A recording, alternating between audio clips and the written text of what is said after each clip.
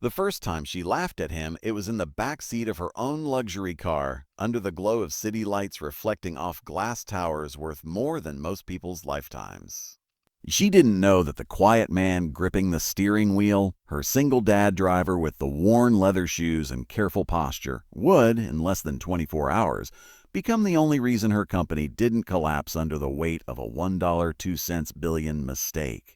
If you believe in kindness, in second chances, and in never judging someone by their job title, take a moment right now to like this video, comment where you're watching from, share it with someone who needs a reminder about humility, and subscribe to the channel. Stories like this matter because they reflect the world we're building together. Evelyn Hart was the kind of CEO magazines loved to photograph. Young, brilliant, decisive. She had taken over her father's global tech logistics empire at 32 and turned it into a multinational powerhouse. Investors praised her ruthlessness. Competitors feared her timing. Employees admired her sharp mind but kept a cautious distance from her cold perfectionism. She believed in efficiency, in measurable results, in performance metrics and bottom lines. She did not believe in excuses. Daniel Reyes had once believed in dreams. Years ago, before the divorce, before the hospital bills swallowed his savings, before the late nights studying language textbooks while his infant daughter slept beside him, Daniel had been a university lecturer in international relations. He had traveled, translated, negotiated, he had built bridges between cultures. But when his wife left and his daughter Sophia was diagnosed with a rare heart condition, Daniel's world narrowed to hospital corridors and unpaid invoices. Academia paid little, medical costs demanded everything. So he made a choice that broke his pride but protected his child. He took a job as a private driver. He drove executives who never asked about the framed photo of Sophia tucked carefully in the corner of his dashboard. He listened to boardroom conversations in languages. They assumed he didn't understand. He nodded politely when they mispronounced foreign names. He swallowed comments about just a driver. He told himself it was temporary. He told himself Sophia's neck surgery would change everything. Evelyn first met Daniel on a rainy Monday morning. Her assistant had hired him through a premium chauffeur service after her previous driver retired. Daniel arrived 10 minutes early, suit pressed, eyes steady. He opened the door for her with quiet professionalism. She barely looked at him. That afternoon, while stuck in traffic on the way to a high-stakes preliminary meeting, Evelyn reviewed a presentation on her tablet. On the screen were 3 representatives from a massive East Asian conglomerate considering a $1.02 billion joint venture with her company. The deal would expand Hart Global into new markets and solidify her reputation as the visionary leader who doubled the company's valuation. She practiced key phrases in English, assuming the negotiations would proceed as scheduled, with translators present the next day. When Daniel adjusted the rearview mirror slightly to improve visibility, she caught his reflection and noticed him glancing at the tablet. "You wouldn't understand," she muttered under her breath, assuming he was curious about the unfamiliar faces. She didn't know that Daniel understood every character on that screen. That evening, as she prepared for the final negotiation session scheduled the next morning, Evelyn asked Daniel to wait outside the conference tower. The meeting had been moved up unexpectedly. The foreign delegation's translators were delayed due to a scheduling mishap. The board panicked. Investors waited. Time was bleeding into money. Inside the sleek glass conference room, tension hung in the air like static before a storm. The foreign executives began speaking rapidly among themselves. "I'm Buffington." Evelyn caught fragments but relied heavily on the promised translator who was nowhere in sight. She smiled professionally, nodding as if everything was under control. Outside, Daniel waited in the driver's seat, reviewing a vocabulary app on his phone between checking the time. He had taught himself 9 languages over the years: Spanish, English, Mandarin, Japanese, Korean, French, German, Arabic, and Portuguese. Some from formal education, others from late-night online courses while Sophia slept. He believed languages were keys. You never knew which door you'd need to open. Suddenly, Evelyn's assistant rushed out of the building, pale and breathless. The translator had canceled. The delegation was growing impatient. Miscommunication was escalating. There were murmurs about reconsidering the partnership due to unclear strategic alignment. A phrase loaded with danger. In desperation, the assistant scanned the parking area and locked eyes with Daniel. Nah. She remembered something he had casually mentioned days earlier about helping his daughter with a multilingual school project. She hesitated. Then she ran toward him. When Daniel stepped into the boardroom, every executive turned to look at the driver in a modest suit. Evelyn's expression hardened. She felt embarrassed, even insulted. This was not how billion-dollar deals were handled. She almost dismissed him. But then one of the foreign executives spoke sharply in Mandarin, expressing frustration that critical clauses regarding intellectual property rights seemed mistranslated in earlier drafts. The room froze. The room froze. Daniel responded, and Fluent was not awkward. It was electric. He didn't just translate words. He translated intent. He clarified cultural nuances that would have derailed negotiations. He explained subtle phrasing differences that changed the meaning of entire clauses. When another executive shifted to Japanese to confer privately, Daniel followed seamlessly. When a third switched to Korean to test the situation, Daniel answered calmly. His voice was steady, respectful, precise. Evelyn watched as the mood transformed. Tension softened into curiosity. Suspicion shifted into trust. Laughter, genuine and relieved, echoed around the table when Daniel clarified a misinterpreted idiom that had accidentally implied a hostile takeover instead of a collaborative expansion. By the end of the session, the foreign delegation extended their hands. The $1 $2 billion deal was back on track. In fact, it was stronger. They expressed admiration not only for the company's innovation, but for the cultural fluency demonstrated under pressure. Evelyn's world tilted. The man she had mentally categorized as background noise had just saved her legacy. Later that night, after the contracts were signed and the press releases drafted, Evelyn sat alone in the back seat as Daniel drove through the illuminated skyline. The city looked different, quieter, more human. She replayed her dismissive comment in her mind, the assumption, the laugh. She asked about his background for the first time. And Daniel, without bitterness, shared pieces of his story, the university lectures, the divorce, Sophia's surgeries. The night spent studying so he could one day return to international negotiation work. The decision to drive not because it was his dream, but because it offered flexible hours and immediate income for medical bills. Evelyn felt something unfamiliar stir in her chest. Shame. The next morning, she visited the children's hospital quietly, without media. She met Sophia, a bright-eyed 8-year-old who spoke 3 languages and proudly told her that her father said words could build bridges between hearts. Evelyn realized she had spent years building towers. In the weeks that followed, she made changes, not performative, not for headlines, but structural. She created an internal scholarship program for employees pursuing further education.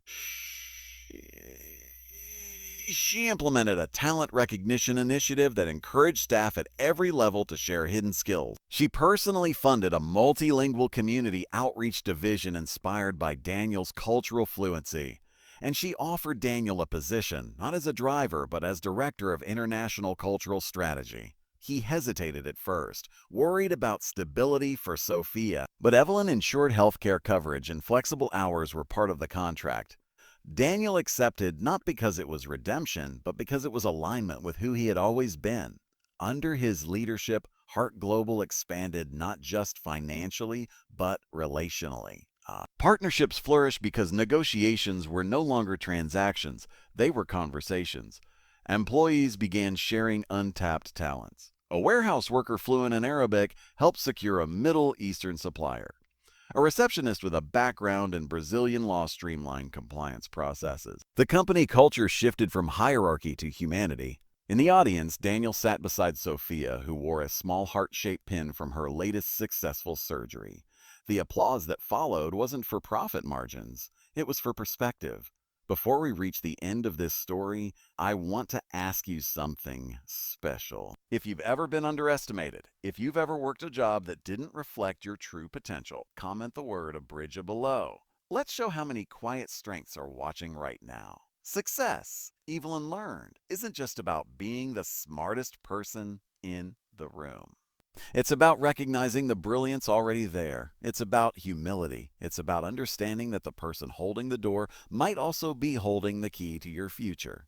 Daniel never sought revenge for being mocked. He never demanded recognition. He simply showed up prepared for an opportunity that arrived disguised as chaos. Sophia's health stabilized. Evelyn's company thrived.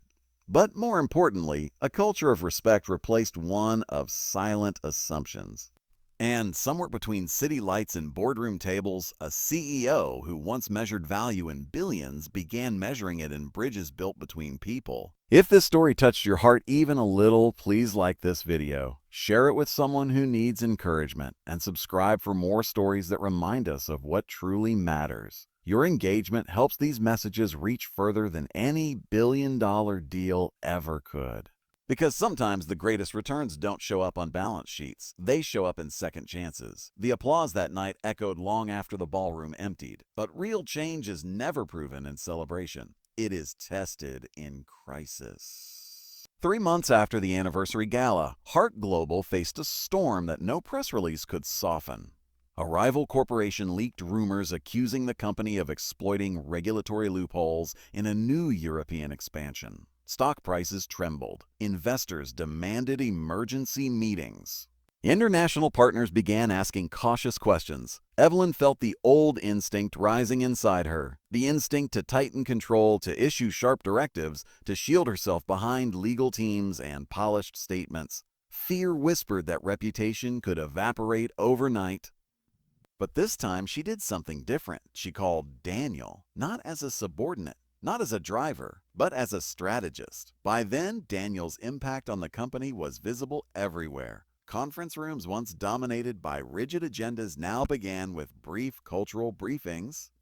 Teams preparing for overseas ventures consulted his department before drafting contracts. He had implemented language workshops for employees, and the once silent cafeteria now buzzed with multilingual laughter. When Evelyn walked into his office that morning, she didn't see a former chauffeur. She saw the calm center of a man who had weathered far greater storms than a corporate scandal. The allegations were complex, tangled in regulatory gray zones and misinterpreted clauses.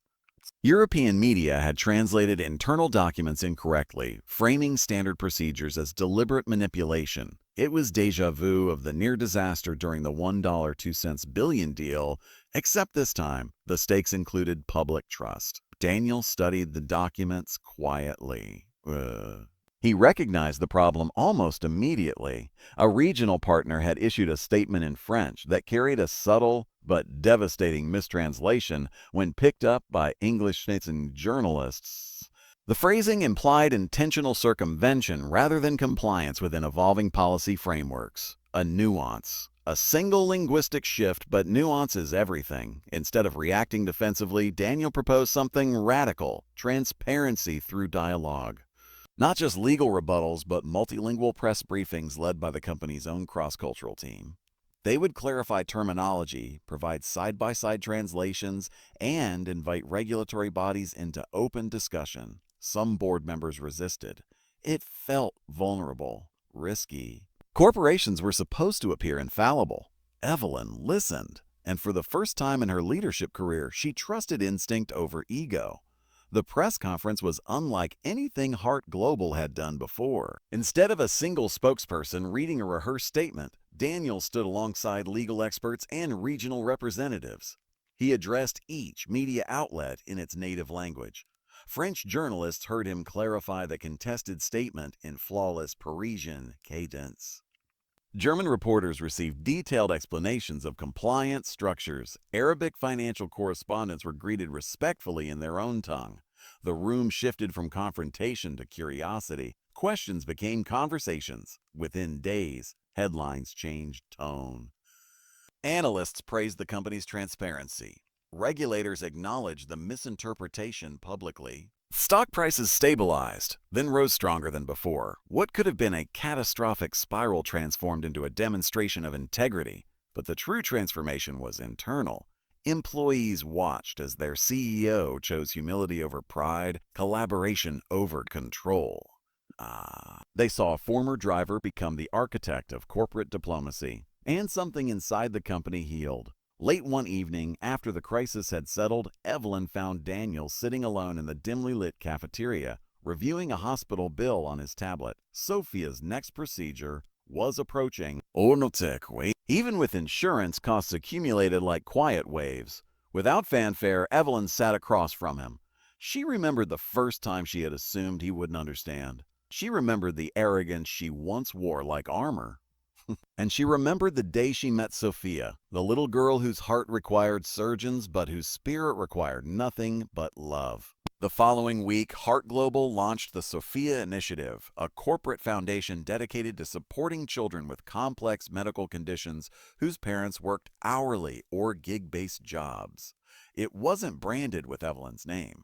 It wasn't attached to a marketing campaign. It simply existed to ease burdens like the one Daniel had carried alone for years.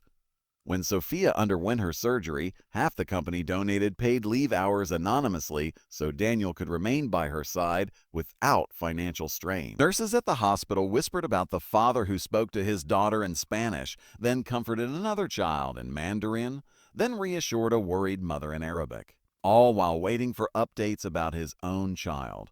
Kindness had become contagious.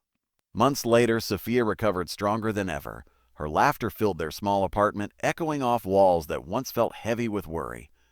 Daniel returned to work not as a man surviving, but as a man building. Heart Global expanded into 3 new regions over the next year, each partnership rooted in cultural respect rather than mere profit. Competitors studied their model, trying to replicate what seemed like strategic genius. But what they couldn't replicate was authenticity. Evelyn changed too. She began arriving early, not to intimidate staff with presence, but to walk through departments and learn names. She asked warehouse workers about their families. She invited interns to strategy sessions. She dismantled the invisible walls she once thought were necessary for authority. Leadership, she realized, wasn't about being untouchable. It was about being accountable. One afternoon during a global leadership summit, Evelyn was asked what the turning point in her career had been. Analysts expected her to reference the $1.02 billion deal or the European crisis. Instead, she described a rainy day in traffic and a quiet assumption that nearly cost her everything. She spoke about the danger of underestimating people, about the brilliance hidden in overlooked roles, about how humility is not weakness but clarity.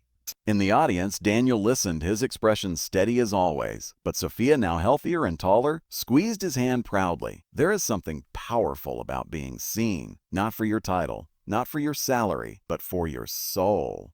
As the years passed, Daniel mentored young employees who felt stuck in roles beneath their potential. He told them what he had lived. Preparation matters, even when no one is watching. Skills are seeds. You never know when rain will come. And Evelyn continued building bridges instead of towers. On the 5th anniversary of the deal that changed everything, Heart Global hosted a company-wide event, not in a luxury ballroom, but in a community center near the hospital where Sophia once fought for her life. Employees volunteered. Executives served meals. Partners from around the world attended not for contracts, but for connection. During the closing ceremony, Sophia stepped onto the small stage unexpectedly. She was nervous, clutching a handwritten note. She thanked the company for helping children like her. She thanked her father for teaching her that languages are love spoken in different sounds. And she thanked Miss Evelyn for learning that even CEOs can grow. There wasn't a dry eye in the room. Before this story closes, I want to ask you something from the heart.